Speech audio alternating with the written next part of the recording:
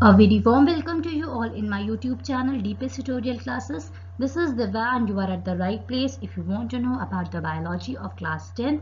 If you like this video then please hit the bell icon and subscribe to my YouTube channel. Class 10th में जो biology का हम लोग third chapter study कर रहे थे that is respiration in humans and plants. और last की क्लासेस में हमने कुछ रेस्पिरेशन के बारे में, ब्रीथिंग के बारे में जाना था और हमने कुछ टाइप्स ऑफ रेस्पिरेशन भी पढ़े थे, aerobic and non aerobic, aerobic and anaerobic. तो उसके बारे में भी हमने जाना था। आज की क्लास में हम कुछ डिफरेंसेस इंपॉर्टेंट पढ़ेंगे जो कि हमारे एग्जाम्स में अक्सर पूछे जाते हैं, प्लस रेस्पिरेशन इन ह्यूमन के बारे में भी हम कुछ चीजें जानेंगे। तो पहले हम कुछ इम्पोर्टेंट अपने जो डिफरेंशिएट्स हैं उनको स्टडी कर लेते हैं क्योंकि एग्जाम्स में अक्सर पूछे जाते हैं। तो चलिए स्टार्ट करते हैं। हम लोगों ने जैसा कि एरोबिक रेस्पिरेशन और एनारोबिक रेस्पिरेशन के बारे में लास्ट की क्लासेस में डिस्कस किया था। जनरल ओवरव्यू ले लेते हैं कि एरोबिक रेस्पिरेशन वो होता है जिसमें ऑक्सीजन का रिक्वायरमेंट होता है और एनारोबिक वो होता है जिसमें ऑक्सीजन का रिक्वायरमेंट नहीं होता है। चलिए हम लोग पढ़ते हैं। एरोबिक में oxygen is required and in this oxygen is not required.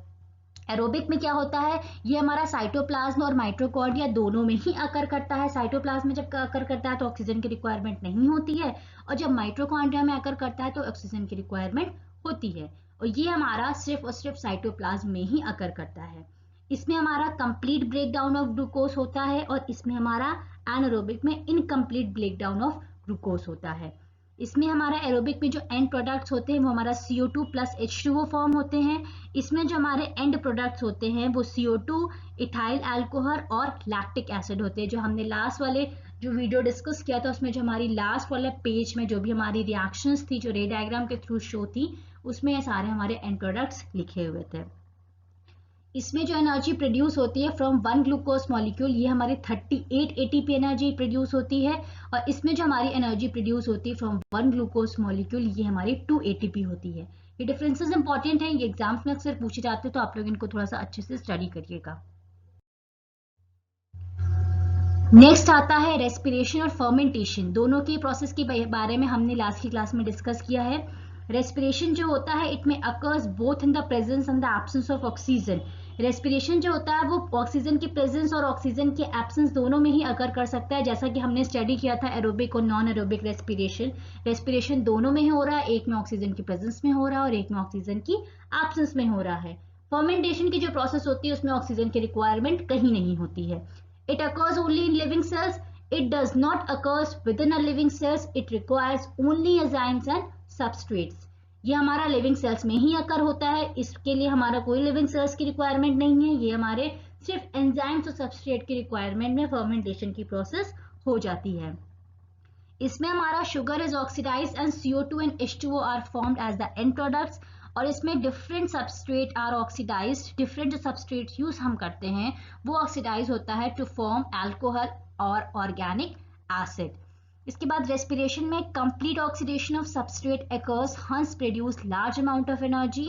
इसमें incomplete oxidation of substrate occurs and hence less energy is produced.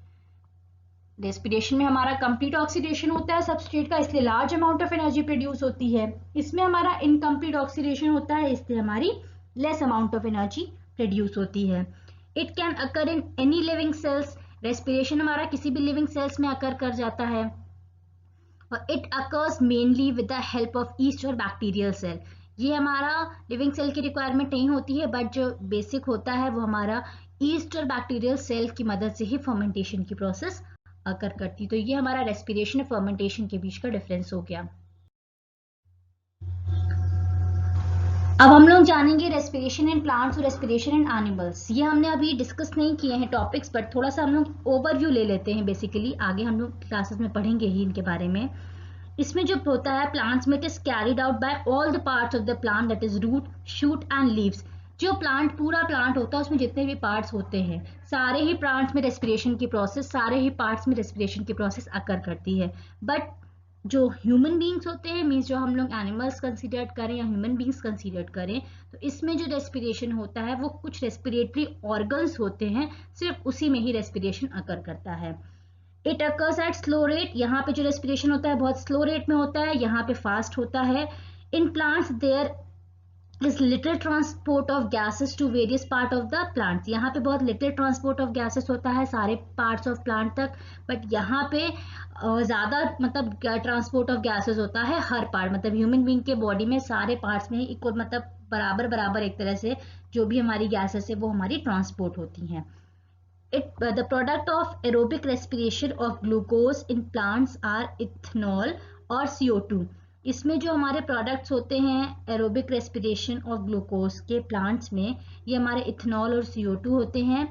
और प्रोडक्ट्स ऑफ एनारोबिक, सॉरी यहाँ पे एनारोबिक है, products of anaerobic respiration of glucose in plants are ethanol and carbon dioxide. और यहाँ पे products of anaerobic respiration जो होते हैं वो हमारा लैक्टिक एसिड, और यहाँ पे कोई भी CO2 प्रोड्यूस नहीं होती है। There is no special gas transport system, blood transport oxygen. यहाँ पे कोई भी स्पेशल, मतलब जो भी हमारी गैसेस वगैरह होती है उसके ट्रांसपोर्टेशन के लिए कुछ स्पेशल चीज़ नहीं होती है। यहाँ पे बेसिकली हमारा ब्लड होता है जो कि हमारे ऑक्सीजन को पूरी बॉडी में ट्रांसपोर्ट करता है। Green plants have additional oxygen source from photosynthesis. यहाँ पे एक अलग सा एडिशनल सोर्स होता है फोटोसिंथेसिस की प्रोसेस की वजह से ऑक्सीजन का। Animals do not have any additional source of oxygen. और एनिमल्स में जो होता है उसमें कहीं से भी बाहर से कहीं और तरीके से ऑक्सीजन का, मतलब रेस्पिरेशन की प्रोसेस की वजह से ही इसमें खाली ऑक्सीजन आती है, बाकी और कहीं से एडिशनल सोर्स नहीं होता है ऑक्सीजन का। नेक्स्ट हमारा है that is photosynthesis and respiration. Photosynthesis is take place in green cells और प्लांट्स, और रेस्पिरेशन जो होता है वो सिर्फ हमारे लिविंग बींग्स में ही होता है। It occurs during day time और it occurs throughout the life of the organism. Photosynthesis की प्रोसेस जो होती है वो सिर्फ दिन में होती है, बट जो रेस्पिरेशन की प्रोसेस होती है वो पूरी लाइफ टाइम अकर करती रहती है। In this energy is stored, photosynthesis में क्या होती है, एनर्जी स्टोर होती है, इसमें एनर्जी रिलीज होती है। इसमें CO2 और H2O यूज अप होते हैं, और इसमें CO2 और H2O जो होते हैं वो हमारे रिलीज होते हैं रेस्पिरेशन की प्रोसेस के through. Food and oxygen are produce, इसमें food and oxygen are used up, means food और ऑक्सीजन हम यूज करते हैं, इसमें फूड और ऑक्सीजन प्रोड्यूस करते हैं प्लांट्स। जो फोटोसिंथेसिस की प्रोसेस होती है ये हमारी एनाबॉलिक प्रोसेस होती है, ये हमारी कैटाबॉलिक प्रोसेस होती है। तो ये हमारे कुछ डिफरेंसेस हो गए फोटोसिंथेसिस और रेस्पिरेशन के। तो ये हमारे कुछ हो गए बेसिक डिफरेंसेस। अब हम लोग स्टडी करेंगे रेस्पिरेशन इन ह्यूमन।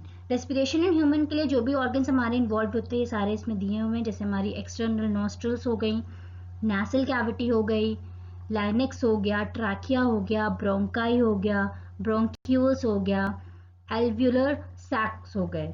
तो ये हमारे कुछ ऑर्गन्स होते हैं जो कि हमारे रेस्पिरेशन में इन्वॉल्व होते हैं। अब जैसे कि हम लोग देख सकते हैं यहाँ पे नेसल कैविटी, ये नेसल पैसेज है, ये हमारी नोज है, इसके जस्ट पीछे हमारी नेसल पैसेज होती है, ये हमारी यहाँ पे नॉस्ट्रिल है, और मतलब एयर इसमें से एंटर करती है, हमारी लाइनेक्स है। इसके बाद हमारा ये ट्रैकिया आता है, ट्रैकिया के बाद ये हमारा ब्रोंकस आता है, ब्रोंकस हमारा डिवाइड हो जाता है फर्दर ब्रोंक्यूल्स में, और जो हमारे ये छोटे छोटे आगे क्या आप देख सकते हैं स्ट्रक्चर, ये हमारा एल्वियोल है, ये हमारा लंग होता है बेसिकली, और ये हमारा रिब केज होता है, ये हमारा डायफ्राम होता है। तो ये हमारे बेसिक ऑर्गन्स होते हैं रेस्पिरेटरी सिस्टम के। चलिए स्टार्ट करते हैं। The respiratory tract begin from the pair of external nostrils situated at the lower end of the nose। जो रेस्पिरेटरी ट्रैक हमारा स्टार्ट होता है वो कहाँ से स्टार्ट होता है, फ्रॉम द एक्सटर्नल नॉस्ट्रल, जो कि हमारे ये नोज होते हैं इसके जस्ट पीछे होता है। एक्सटर्नल नॉस्ट्रल हमारा जो होता है ये पार्ट आप देख सकते हैं, यहाँ से रेस्पिरेटरी ट्रैक हमारा स्टार्ट होता है। The air enters through the nostril, यहाँ से एयर एंटर करती है, and reaches into the pair of the nasal cavity. ये जो नेसल कैविटी है ये दो पेयर्स होते हैं नासल कैविटी के, इसमें एंटर करती है। The two nasal cavities are separated from each other by the nasal septum. और जो दोनों नासल कैविटीज है ये एक नासल सेप्टम बीच में होता है जिसके थ्रू ये आपस में एक दूसरे से सेपरेटेड रहते हैं। The nasal passage are linked by the ciliated epithelium and mucus secreting cells so that the inspired air gets warmed, moistened and becomes dust free। जो हमारी नासल पैसेज होती है वो सीलेटेड एपिथेलियन और म्यूकस सेल से हमारी connected होती है, लिंक्ड अप होती है, जिससे जो हमारी एयर एंटर कर रही है वो हमारी वार्म हो सके, मॉइस्ट हो सके, और जो भी उसमें डस्ट वगैरह है वो मतलब उसी के थ्रू वहीं पे ब्रेक डाउन उनका हो सके और वो डस्ट पार्टिकल्स हमारे ह्यूमन बींग्स के अंदर एंटर ना करें। The nasal chambers open into the pharynx through the nasal nax। जो हमारे इंटरनल जो नार्स होते हैं, उसके थ्रू जो हमारी नासल चैम्बर होता है वो कहाँ पे एंटर करता है, फेरिंग्स में एंटर करता है। यहीं पे हमारी फेरिंग्स होती हैं। Next is a short vertical tube located in the head of the back of the buccal cavity. इस बकल कैविटी के जस्ट पीछे हमारी यहाँ पे जहाँ पे लाइनेक्स होता है वहीं पे हमारा फाइनेक्स भी प्रेजेंट होता है। The pharynx provide the passage of air into the trachea through a slit like aperture called as a glottis. यहाँ पे हमारा एक मतलब हमारा पैसेज फॉर एयर के लिए होता है जो कि हमारे ट्रैकिया में एयर एंटर करता है through a slit like aperture, जिसको हम कहते हैं ग्लॉटस। जो ग्लॉटिस होती है वो ऑलवेज रिमेन्स ओपन, हमेशा ओपन रहती है। जहाँ पे जो ग्लॉटिस प्रेजेंट होती है, जो जिसके थ्रू ट्रैकिया के थ्रू एयर हमारी एंटर करती है, वो हमेशा हमारी ओपन रहती है। पर जब हम कोई चीज़ खाते हैं, कोई चीज़ सोलो अप करते हैं, तो उस टाइम पे वो वहाँ पे क्लोज अप हो जाती है। The glottis bears a leaf like cartilaginous flap called as a epiglottis at its interior end. ये एक मतलब लीफ टाइप के स्ट्रक्चर से जो कार्टिलेजिनियस फ्लैप होता है उससे कवर्ड होती है, जिसको हम एपीग्लॉटिस भी कहते हैं, जो कि हमारे इंटीरियर एंड में प्रेजेंट होता है। It prevents the entry of food in the respiration के प्रोसेस में, इसीलिए वो बंद हो जाती है जिससे फूड जो है वो उसके थ्रू उसमें एंटर ना कर सके। इसलिए जब हम कोई चीज़ सोलो अप करते हैं तो ये हमारा जो ग्लॉटिस होता है ये बंद हो जाता है। इसके बाद जो हमारा नेक्स्ट पार्ट आता है, ये ट्रैकिया, ये जो लंबा वाला पार्ट आप देख सकते हैं, it is about 11 centimetre in length and 2.5 centimetre in diameter. इसका जो लेंथ होता है वो 11 सेंटीमीटर होता है और 2.5 इसका डायमीटर होता है। Trachea runs down the neck and extend into the thoracic cavity. ये यहाँ से स्टार्ट होता है और थैरोसिक कैविटी तक यहाँ पे एंड करता है। On entering the thoracic cavity trachea divides into the bronchi. जब यहाँ तक ये थैरोसिक कैविटी के थ्रू एंटर मतलब यहाँ तक एंटर हो जाता है ट्रैकिया, तो उसके बाद दो पार्ट्स में डिवाइड हो जाता है जिनको हम ब्रोंकाई बोलते हैं। On entering the lungs, bronchi पे डिवाइड होने के बाद ये लंग्स में एंटर कर जाता है। On entering the lung, the right bronchi enters into the right lung and the left bronchi enters into the left lung. जो ये ट्रैकिया है ये हमारा दो ब्रोंकस में डिवाइड हुआ, जिसको हम ब्रोंकाई बोलते हैं। एक ये राइट में लंग में एंटर हो जाता है और ये हमारा लेफ्ट लंग में एंटर हो जाता है। Within the lungs, each bronchus is divided into two, which further are known as a bronchioles. अब इसमें एंटर करने के बाद ये फर्दर डिवाइड होते हैं जिन्हें हम ब्रोंक्यूल्स कहते हैं। और जो ईच ब्रोंक्यूल्स होते हैं, जैसे ये आप देख सकते हैं, ये फर्दर ब्रोंक्यूल्स में डिवाइडेड हैं और ईच ब्रोंक्यूल्स में ये फर्दर डिवाइडेड होते हैं, जिसको हम एल्वियुलर डक्ट भी बोलते हैं, which enters the alveolar sac. जो एल्वियुलर डक्ट होते हैं वो एंटर कर जाते हैं कहाँ पे, एल्वियुलर सैक में। The alveolar sac are also called as a alveoli, alveoli भी हम इनको कहते हैं। तो ये हमारा बेसिक पार्ट होता है रेस्पिरेटरी का। अब हमारा आता है वॉइस बॉक्स, जो कि हम वापस यहाँ पे आ जाते हैं। लाइनेक्स जो होता है, उस वॉइस बॉक्स को, जो ये वाला पार्ट आप देख सकते हैं, इस वॉइस बॉक्स को हम लाइनेक्स भी बोलते हैं।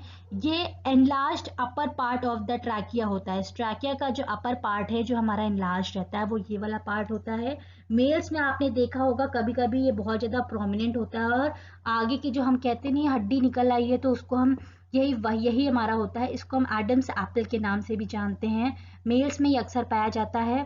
Vibration in the vocal cord results in the production of the sound which is altered and converted into the speech with the help of the buccal cavity, tongue and lips. और जो भी vibrations इस vocal cord में produce होते हैं जिसकी वजह से हम बोल सकते हैं, साउंड प्रोड्यूस होती है जो कि हमारी स्पीच में कन्वर्ट होती है, वो हमारी जो बक्कल कैविटी है, टंग है और लिप्स हैं, ये सब हमारे मेजर रोल प्ले करते हैं साउंड के, जो हमारी वाइब्रेशंस के थ्रू साउंड प्रोड्यूस होती है। ये हमारा वॉइस बॉक्स वाला पार्ट हो गया। अब हम लोग लंग का कुछ पार्ट डिस्कस कर लेते हैं। लंग्स जो होते हैं वो pair of spongy highly elastic solid and bag like organ होते हैं, जैसा कि आप देख सकते हैं।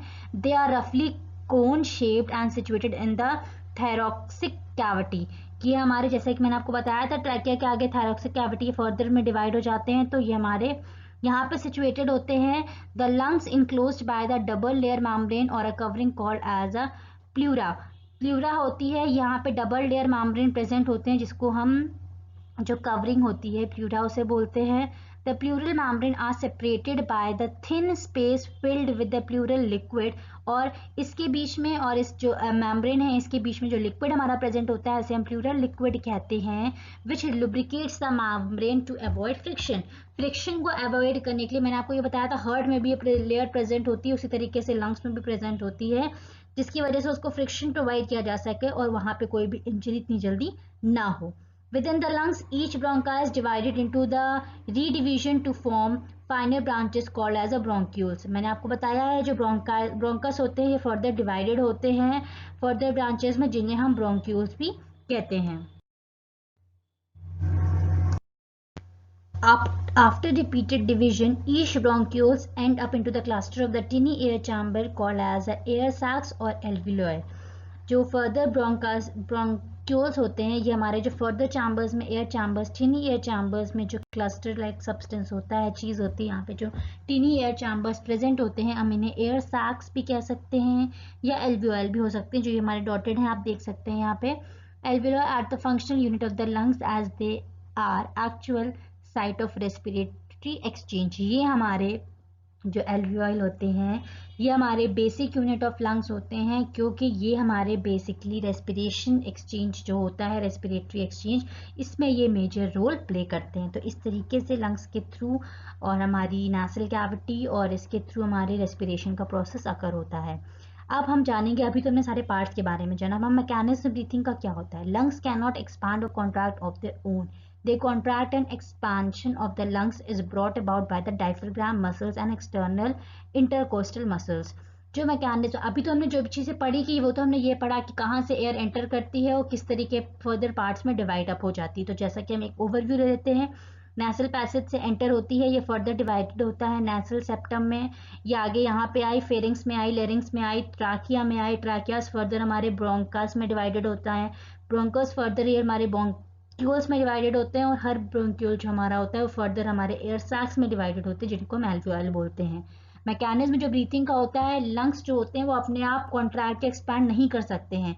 इनके कॉन्ट्रैक्शन और एक्सपेंशन के लिए ये जो डायफ्राग्राम होता है ये बहुत ज़्यादा इंपॉर्टेंट रोल प्ले करता है, जिसके थ्रू हमारा एक्सपेंशन और कॉन्ट्रैक्शन लंग्स का होता है. तो फिलहाल आज की क्लास में हमने जो मैकेनिज्म ये रेस्पिरेशन इन ह्यूमंस का था, हमने इसके बेसिक कुछ पार्ट्स ही डिस्कस किए हैं. इसी के पार्ट के आगे के कॉन्टिन्यूएशन में किस तरीके से रेस्पिरेशन की प्रोसेस अकर होती है, किस तरीके से इनहेलिंग और किस तरीके से एक्सहेलिंग होती है, वो हम लोग इसी के कॉन्टिन्यूएशन में नेक्स्ट वीडियो में डिस्कस करेंगे. तो होप सो आज के क्लास में जो भी चीज़ें डिस्कस की गई हैं आपको अच्छे से क्लियर हो गई होगी. बेसिक हमने डिफरेंसेस के बारे में जाना, और जो भी रेस्पिरेशन इन ह्यूमंस होता है उसके बारे में जो पार्ट्स होते हैं जहाँ से थ्रू एयर आती है उसके बारे में हमने पार्ट्स के बारे में डिस्कस किया. अब जो प्रोसेस होती है इनहेलेशन और एक्सहेलेशन की वो हम लोग नेक्स्ट क्लास में डिस्कस करेंगे. अगर आज की क्लास से रिलेटेड आपको कुछ भी डाउट्स होता है तो आप मुझे कमेंट सेक्शन में अपने डाउट्स लिख के डाउट क्लियर आउट कर सकते हैं. And thank you for watching this video and keep supporting.